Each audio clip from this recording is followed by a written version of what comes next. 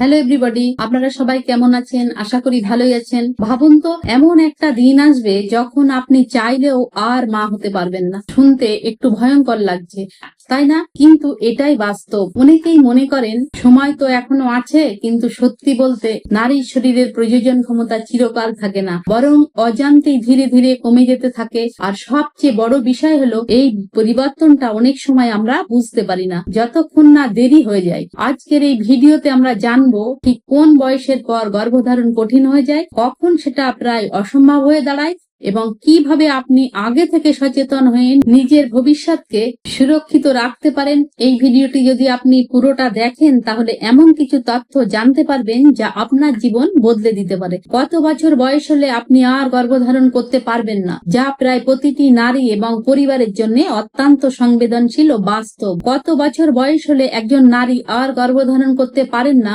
অনেকেই মনে করেন একটি নির্দিষ্ট বয়সের পর হঠাৎ করে গর্ভধারণের ক্ষমতা সম্পূর্ণ বন্ধ হয়ে যায়, কিন্তু বাস্তবটা এতটা সরল নয়। একজন নারীর শরীরের ভেতরে হরমোন, ডিম্বাণু সংখ্যা, জীবনযাপন, মানসিক অবস্থা সবকিছু মিলে এই ক্ষমতা ধীরে ধীরে কমে আসে এবং এক সময় সম্পূর্ণ বন্ধ হয়ে যায়, যাকে আমরা মেনোপজ বলি। একজন মেয়ে জন্মের সময় তার শরীরে নির্দিষ্ট সংখ্যক ডিম্বাণু থাকে, সাধারণত প্রায় 10 থেকে 20 লক্ষ, কিন্তু বয়স বাড়ার সঙ্গে সঙ্গে এই ডিম্বাণুর সংখ্যা এবং গুণমান দুটোই কমতে থাকে। বয়ঃসন্ধিকালে এসেই এই সংখ্যা কমে প্রায় 3 থেকে 4 লক্ষ দাঁড়ায় এবং প্রতি মাসে মাসিকের মাধ্যমে কিছু ডিম্বাণু নষ্ট হয়ে যায়। 20 থেকে 30 বছর বয়সের মধ্যে একজন নারীর প্রজনন ক্ষমতা সব থেকে ভালো থাকে। এই সময়ে গর্ভধারণের সম্ভাবনা সর্বাধিক এবং সুস্থ শিশুর জন্মের সম্ভাবনাও বেশি থাকে, কিন্তু 30 বছর পার হওয়ার পরে থেকেই ধীরে ধীরে প্রজনন ক্ষমতা কমতে শুরু করে। 35 বছর বয়সের পর এই পতন আরো দ্রুত হয়। অনেক ক্ষেত্রে দেখা যায় 35-এর পর গর্ভধারণ সম্ভব হলেও ঝুঁকি বেড়ে যায়, যেমন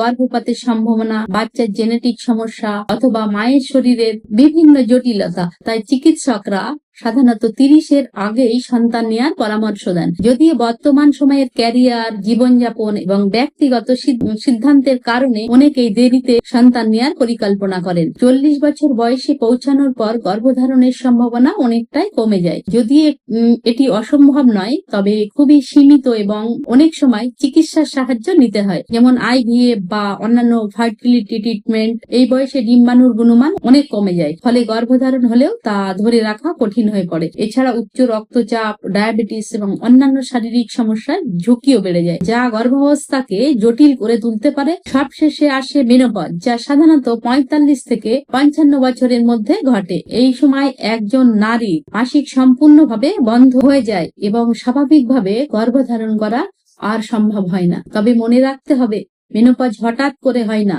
এর আগে একটি পর্যায় থাকে যাকে পেরিমেনোপজ বলা হয়, যেখানে মাসিক অনিয়মিত হয় এবং হরমোনের ওঠানামা শুরু হয়। এই সময়ে গর্ভধারণ যদিও সম্ভাবনা খুব কম এবং ঝুঁকিও বেশি। এখানে একটি গুরুত্বপূর্ণ বিষয় হলো, প্রত্যেক নারীর শরীর আলাদা। কারো ক্ষেত্রে 45-এর আগেই মেনোপজ হয়ে যেতে পারে, আবার কেউ 50-এর পরেও মাসিক চালিয়ে যেতে পারেন। তাই শুধুমাত্র বয়স নয়, শরীরের অভ্যন্তরীণ অবস্থা, হরমোনের ভারসাম্য, জীবনযাপন সবকিছু মিলিয়ে গর্ভধারণের ক্ষমতা নির্ধারিত হয়। জীবনযাপনের কিছু বিষয়ও এই প্রক্রিয়াকে দ্রুত বা ধীরে করতে পারে, যেমন অতিরিক্ত মানসিক চাপ, ধূমপান, অ্যালকোহল গ্রহণ, অপুষ্টিকর খাদ্যাভ্যাস, ঘুমের অভাব। এইসব কারণে প্রজনন ক্ষমতা দ্রুত কমে যেতে পারে। অন্যদিকে স্বাস্থ্যকর খাদ্য, নিয়মিত ব্যায়াম, মানসিক শান্তি এবং সঠিক চিকিৎসা, এইসব বিষয় একজন নারীর ফার্টিলিটি দীর্ঘদিন ধরে বজায় রাখতে সাহায্য করে। অনেকেই মনে করেন মাসিক বন্ধ হলেই হঠাৎ করে সব শেষ, কিন্তু বাস্তবে বিষয়টা